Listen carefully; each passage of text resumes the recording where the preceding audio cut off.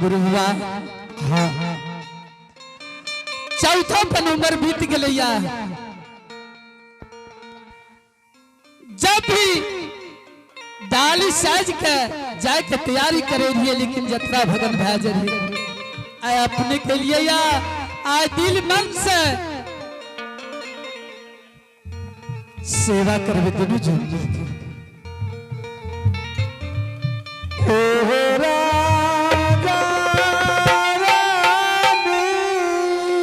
हाँ गुरु बाबा पति के बेल में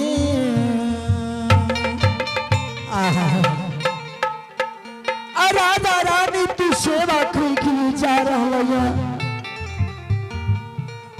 हो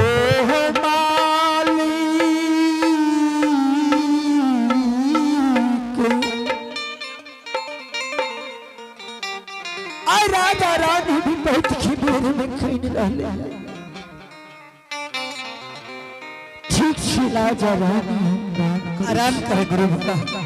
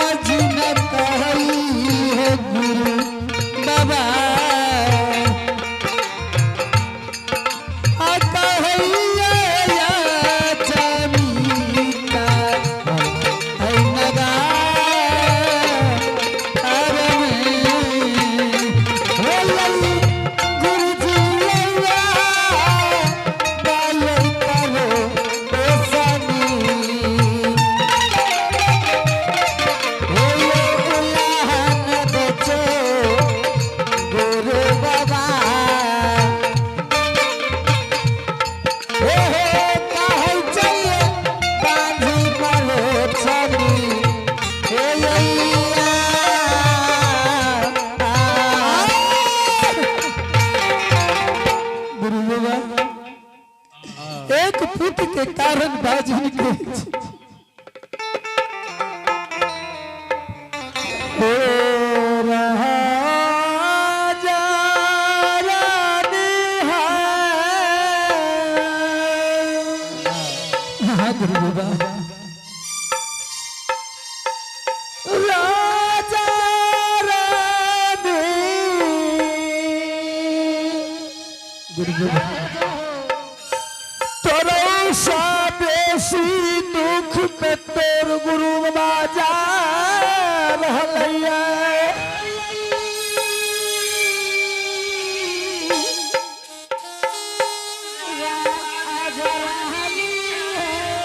गुरु बाबा कोई दुख नहीं हमरा छे राजा रानी यही 14 कोसराज लक्ष्मीत में हाथी हाथ सार घोड़ा घोड़सार में दर्शा कर मुंशी देवान कोनो चीज के कमी नहीं रानी आय सेवा करे के समय तोरा आँख से आंसू किया गिरला। ए गुरु बाबा गुरु बाबा हाँ राजा आज 14 कोस के राज में लक्ष्मीपुर में एक पुत्र के कारण टोला पड़ोसा के सब बाजी कहे छे कि रानी एक पुत्र भगवान देती है बुझल दीप जलल रहता हे राजा रानी गुरु बाबा तोरो से बेसी दुख में लौट रहलैया या दुख के समय में क्या कानै छी रानी गुरु बाबा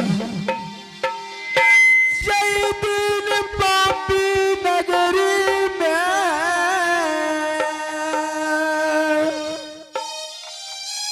हे राजा रानी ये धर्म के सभा लगावे रही है दूर दूर के अरदसिया पोपी नगरी डाली साज क्या आवे रही जय दिन चढ़ो पाठ समदान रहे जो वही दिन डाली साज के तू यदिया एक पुतला का नहीं छा जोरा पाना पुत्र तोरा देते या क्या विपैत के बेर गुरु बाबा हाँ राजा अपने के मुखार दिन से जब जोरा पुत्र निकल गया तब हमरा विश्वास भाग गेल कि दिल में हमरा जरूर जोरा पुत्र रहते। आओ या चरखूटा आपने आया गुरु बाबा आया छबिता नागारा में बानी बानी बाबा छबिता नगारा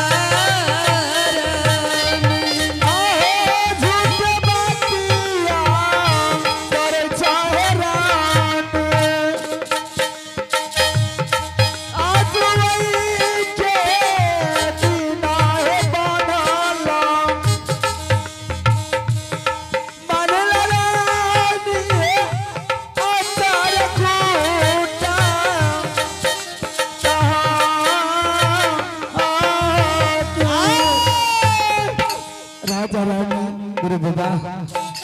एकदम सच मान लिया या हमारा विश्वास से जब अपने के मुखार बिन से निकल गए तो जरूर हमारा पांडव पुत्र हे राजा रानी हाँ गुरु बाबा राजा रानी तोरा तई कहलिया कि जय दिन पोपी नगरी में अनेक डाली सुसार लगवे रही आई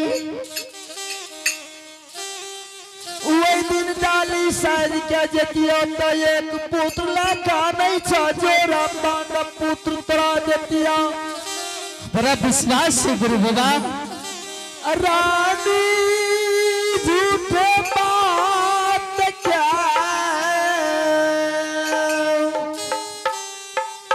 विश्वास है जो तू मैंने लला जरूर है अचमित नगर में तेरा एक लार पुरैन सजोरा पांडव पुत्र जन्म लेता। जय बाबा धर्मराज की।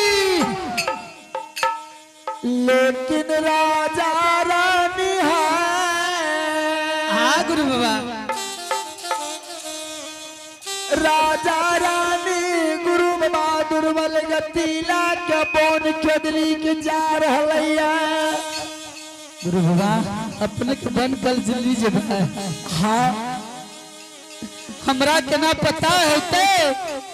कि गुरु महाराज कहिया वापस हे राजा रानी लापा तुलसी चौरन डेढ़िया पर विदेशिया गुरु बाबा की परमार्थ करा। हे रानी जय दिन गुरु बाबा तेरा द्वार लौट के अयता सुखल तुलसी हरा भै जैता। आहा जय हो। दोसर परमान तोरा देने जा रहलिया। हे रानी बेटा के निछावन में दू छागर ला